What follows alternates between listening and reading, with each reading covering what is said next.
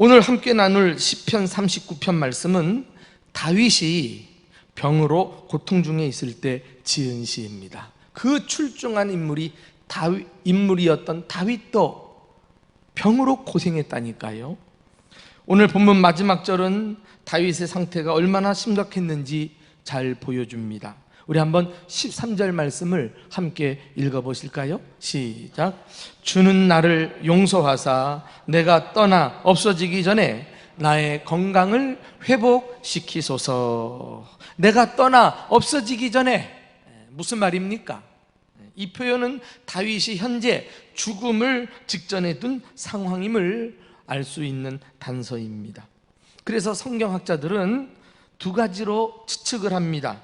다윗이 인생 말년에 이제 다 죽게 될 처지에서 지은 시라고 보는 사람이 있고, 아니면 정말 중병에 걸려가지고 죽게 되었을 때에 지은 시라고 보는 견해도 있습니다. 저는 이 두 가지 견해를 합쳐서 생각하고 싶습니다. 다윗은 나이도 늙은 데다가 병까지 얻어서 가장 가련하고 기력이 없는 상태에서 이 시편을 지었다고 봐도 틀림이 없습니다.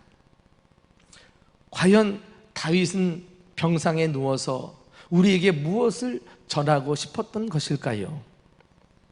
다윗이 병상에서 깨달은 몇 가지 인생의 교훈을 함께 나누어 보겠습니다. 첫째는 인간은 한 뼘도 안 되는 유한한 존재다라는 사실을 깨닫게 됩니다. 자, 그 내용이 4절, 5절에 나와 있죠? 우리 다 같이 읽어보실까요? 시작. 여호와여, 나의 종말과 연한이 언제까지인지 알게 하사 내가 나의 연약함을 알게 하소서. 주께서 나의 날을 한 뼘 길이만큼 되게 하심에 나의 일생이 주 앞에는 없는 것 같사오니 사람은 그가 든든히 서 있는 때에도 진실로 모두가 허사뿐이니이다. 다윗은 병상에서 인간의 연약함을 깨닫게 됩니다. 건강할 때는 그런 생각이 추호도 안 들었는데 병이 들고 보니까 죽음에 대해서 진지하게 생각하게 되는 것입니다. 이러다가 정말 죽겠구나 하는 것이죠.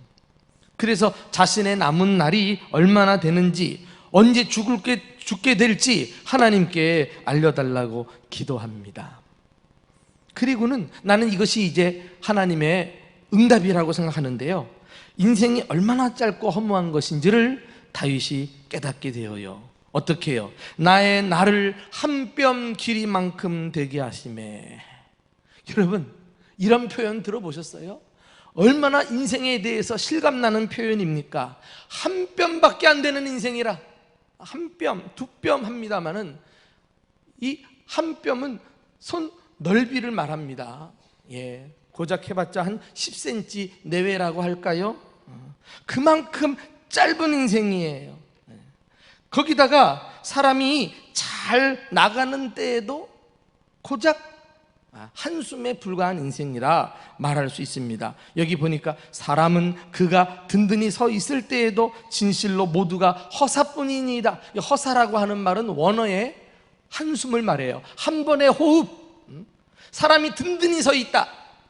사람이 잘 나가는 자신만만한 때에도 결국은 그 인생은 후 하고 한 번 숨 쉬면 사라져버리는 이런 유한하고 연약한 인생임을 다윗이 깨닫게 된 것입니다.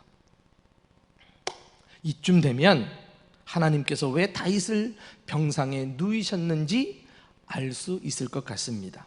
다윗으로 하여금 인간의 유한한 그 실존을 직면하게 해서 다윗에게 들어가 있는 힘을 빼내시고자 했던 것입니다. 이것은 실제로 질병으로 고통당했던 사람들의 공통된 경험이기도 합니다. 질병에 걸려보니 정말 내가 얼마나 교만한지 깨닫게 되었어 하고서 사람이 겸손해집니다. 강팍한 사람이 부드러워져요. 힘이 빠져나가니까. 자기만 알았던 이기적인 사람이 이제는 인생의 깊이가 더 깊어지고 넓어져서 사람을 배려할 줄 아는 자리로 나아갑니다. 여러분, 야복강 나루터에서 하나님과 밤새 씨름했던 야곱을 기억하십니까? 하나님께서 그를 어떻게 다듬어 가셨어요? 야곱이 끝까지 자신을 포기하지 않고 고집을 부리니까 하나님께서 그의 환도뼈를 부러뜨리지 않으십니까? 환도뼈가 어디예요? 이 고관절과 연결되어 있는 허리뼈가 아니라 허벅지뼈. 허벅지뼈. 인간의 몸에서 가장 힘을 받고 지탱하는 기둥 같은 뼈예요. 그 힘의 근원을 잘라버리니까, 부러뜨려 버리니까 막 하나님 앞에서 밤새 버티던 야곱이 그냥 쓰러져 버리면서 하나님 붙들고 이제 주님을 의지하고 사는 인생으로 바뀌게 됩니다. 그리고 다른 사람의 복을 가로챘던 이런 야곱이 그 손으로 이제 사람을 축복하는 사람이 되어요. 가진 것을 나누는 사람이 되어요. 사랑하는 교우 여러분, 혹 하나님께서 야곱과 같이 아니면 다윗과 같이 우리를 병상으로 인도하셔서 누이실 때가 있으십니까? 그러면 하나님께서 여러분을 다듬는 손길을 거절하지 마세요. 병상에서 한없이 나약해진 자신의 모습을 보면서 자존심도 내려놓고 힘도 빼시기 바랍니다. 그리하여 병상에서 다시 일어서는 날, 이제는 내 힘이 아닌 하나님의 힘으로 살아가는 저와 여러분 될 수 있기를 주님의 이름으로 축원합니다. 두 번째 인생 레슨은 인생의 주인은 내가 아니라 하나님이시다라는 것입니다. 자, 우리 한번 6절, 7절을 함께 읽어볼까요? 다 같이 읽어봅니다. 시작. 진실로 각 사람은 그림자같이 다니고 헛된 일로 소란하며 재물을 쌓으나 누가 거둘는지 알지 못하나이다. 이제 내가 무엇을 바라리요? 나의 소망은 주께 있나이다. 다윗은 계속해서 모든 사람이 그림자 같고 헛된 일로 소란하다라고 말하고 있습니다. 그림자가 뭐예요? 잠시 있다가 사라지는 것 아니에요? 인생이 덧없음을 나타냅니다. 그럼에도 불구하고 그 인생이 헛된 일로 소란을 피운다. 이것이 우리네 삶이라는 거예요.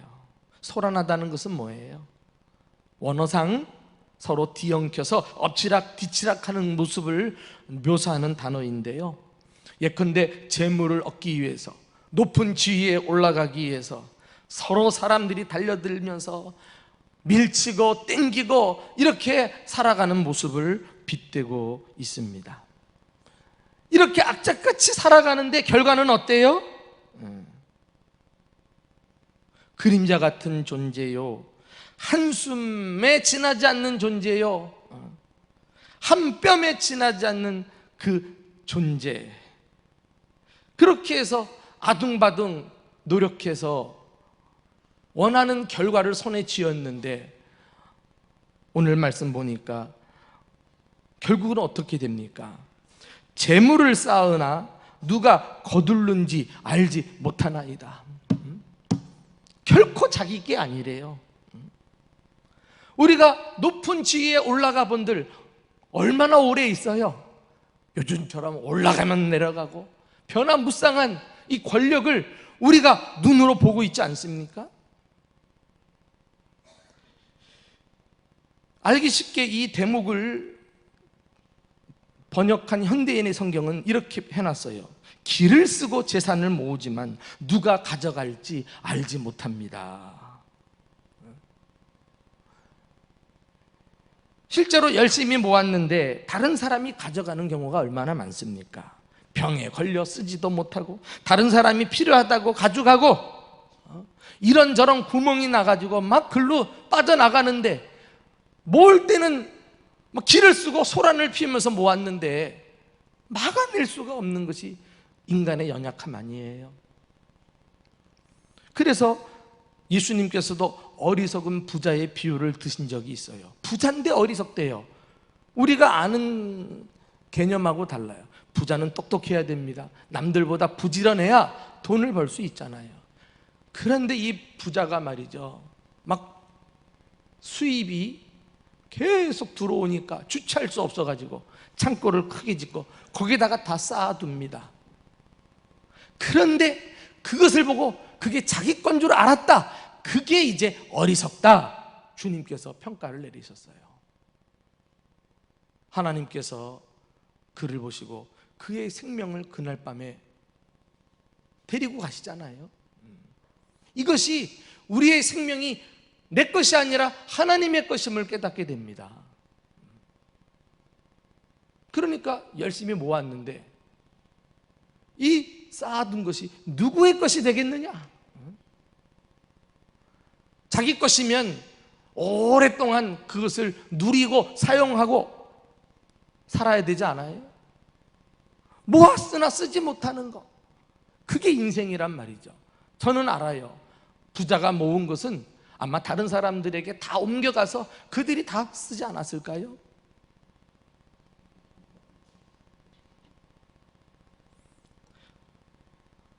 그 유명한 지혜의 왕 솔로몬도 동일한 고백을 합니다. 전도서 1장 14절 말씀 보면은 그는 왕으로서 안 해본 것이 없는데요, 결국 그가 깨달은 게 뭐예요? 다 같이 읽어봅시다. 내가 해 아래에서 행하는 모든 일을 보았노라. 보라, 모두 다 헛되어 바람을 잡으려는 것이로다. 바람이 잡히나요? 잡은 것 같으면 다 빠져나가는 것이 인생살이라는 거예요. 그러면서 그가 진실로 깨달은 거 한 가지가 있어요. 사는 동안에 모든 것은 헛된데 가장 의미 있고 가치 있는 일은 바로 하나님을 의지하고 사는 것이다. 이걸 깨달았어요. 그래서 전도서의 결론은 뭡니까? 전도서 12장 31절 함께 읽어봅시다. 시작. 이래 결국을 다 들었으니 하나님을 경외하고 그의 명령을 지킬지어다. 이것이 사람의 본분이니라. 이것이 모든 사람의 본분이래요. 무엇이? 하나님을 경외하고 사는 것이. 공동번역 성경에는 이것이 인생의 전부다 이렇게 해놨어요. 하나님을 경외하고 하나님을 의지하고 사는 것이 남는 장사예요. 헛되지 않는 가장 의미 있고 보람 있고 가치 있는 우리가 사는 목적이요 의무인 것입니다. 오늘 시편 39편에서 다윗이 강조하고자 했던 인생 교훈도 바로 이것입니다. 7절에 주여 이제 내가 무엇을 바라리요? 나의 소망은 주께 있나이다. 한 뼘 인생, 그림자 같은 인생, 한숨에 불과한 인생, 이것도 모르고 그냥 소란을 피우면서 무엇인가 움켜잡아도 빠져나가는 인생, 이 사실을 깨닫고는 즉각 하나님께 시선을 두고 소망을 하나님께 둔다고 고백하지 않습니까? 참으로 다윗이 바른 선택을 했다고 볼 수 있습니다. 이것이 지금 그가 아픈 중에 병상에서 연약함을 깨닫고 나니까 하나님이 나의 삶의 주인이시구나, 그 주님께 소망을 두기로 작정하는 모습을 깨닫게 됩니다.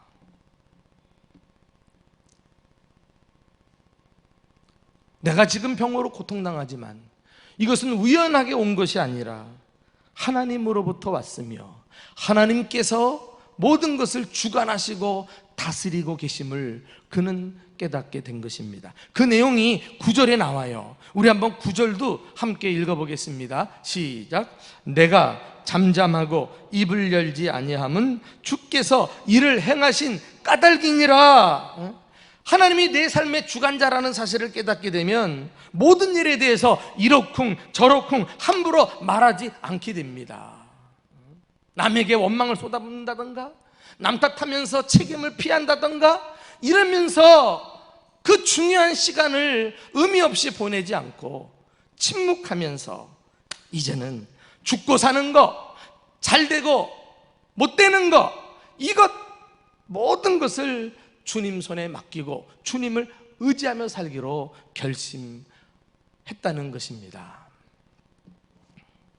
사랑하는 교우 여러분, 질병으로 병상에 누워 여러 가지 생각 때문에 머리가 복잡하십니까? 괜히 부해가 나고 막 사람들 붙들고 원망을 늘어놓고 싶고 하는 그런 마음에 녹아 바라시기도 하십니까? 이 모든 번민을 내려놓고 하나님만을 소망으로 삼을 수 있기를 주님의 이름으로 축원합니다. 지금도 내 삶을 주관하시고 살아 역사하시는 그 주님을 생각하면서 나의 질병, 나의 당면한 문제를 주님께 맡기고 살아가야 하겠습니다. 마지막 교훈은 구원은 전적으로 하나님으로부터 온다는 것입니다. 자, 오늘 보면 마지막 절 12절 13절에 그 대목이 나오는데 함께 읽어보도록 하겠습니다. 시작.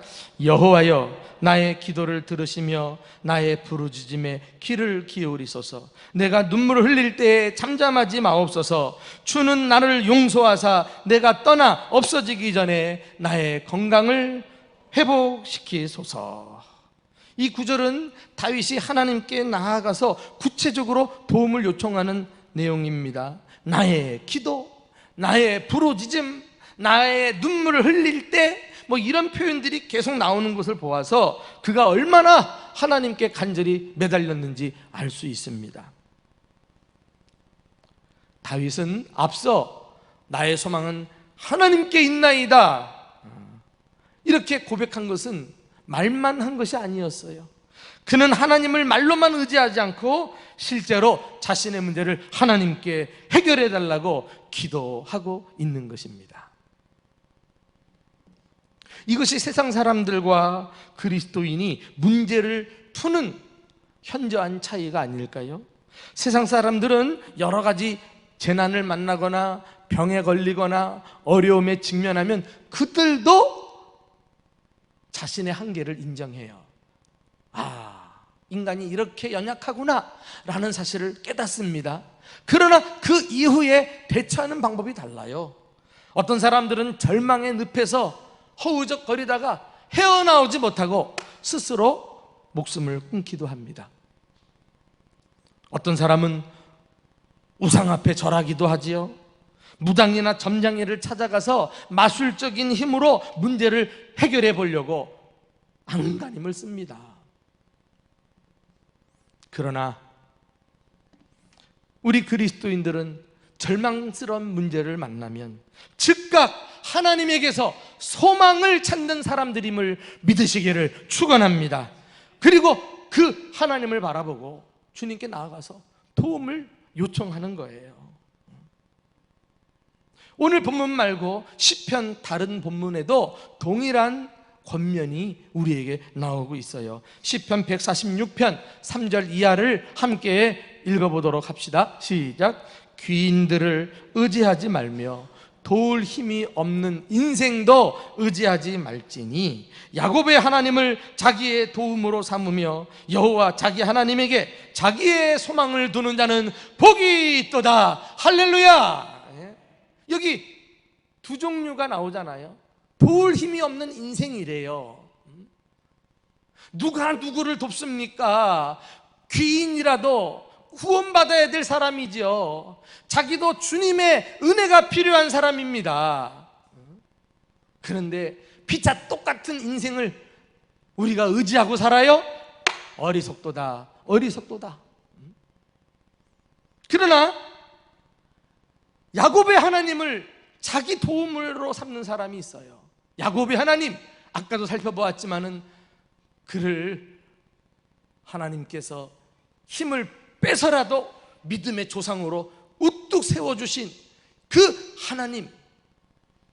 하나님을 의지하고 사는 자가 우리 또한 야곱처럼 결국은 복을 받게 된다는 것입니다.